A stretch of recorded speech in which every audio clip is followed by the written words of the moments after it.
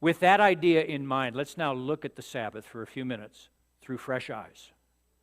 And let's see what God's trying to speak to us through this life-giving commandment. Let's look at the verse from Genesis 2 again. I put it on your note sheet. You at home, just look at that verse from Genesis 2. By the seventh day, God had finished the work he had been doing, and on the seventh day he rested from his work.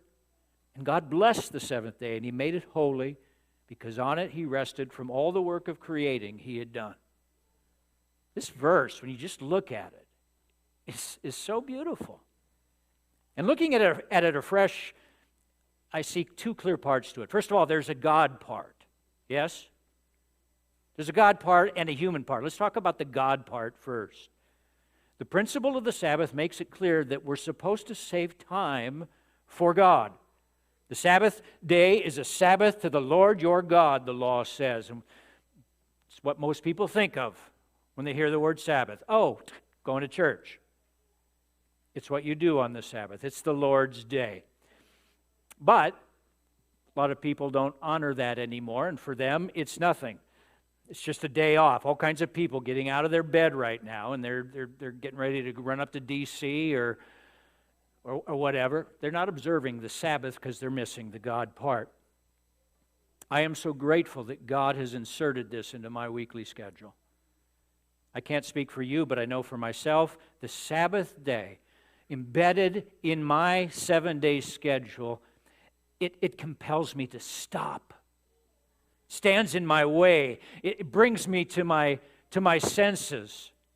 You know, I've lost control of my time. I've forgotten about God. I haven't been reading the Bible like I should. I'm starting to feel all that muck, the pumpkin mush building up inside of me. And I don't know what to do. And all of a sudden I see, and it's like an exit ramp on a mountain. Sabbath day, exit here. And into church I come, and God meets with me and fills me and refreshes me. I can't tell you how many times I experienced this when I was younger, and I've heard many of you say this as well. And you've noticed this. Don't you feel different after church than when you first walk in? Isn't there a move of the needle from lethargy to excitement, from maybe a little doubt to greater faith? How many of you raise your hand if you've experienced that?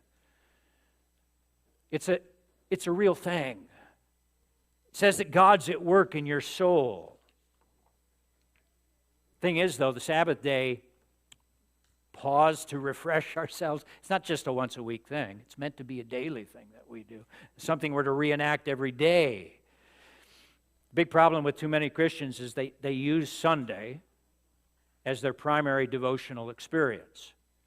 You come in here like a beggar who hasn't had a good meal for a week, and you haven't showered for a week, so you come in famished and sweaty and smelly, and you walk in here and you're just beat up by the world. You say, Andrew, give me another song, brother, and preach it, Pastor Barry. And you're just like gorging yourself on the Sunday morning meal. But then by Tuesday, guess what?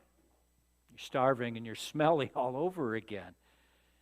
God wants us to reenact what we're experiencing in here. Have that moment, those moments each and every day. Is there a law that says you have to come to church miserable? Is it a rule that you have to come to church frantic, stressed out?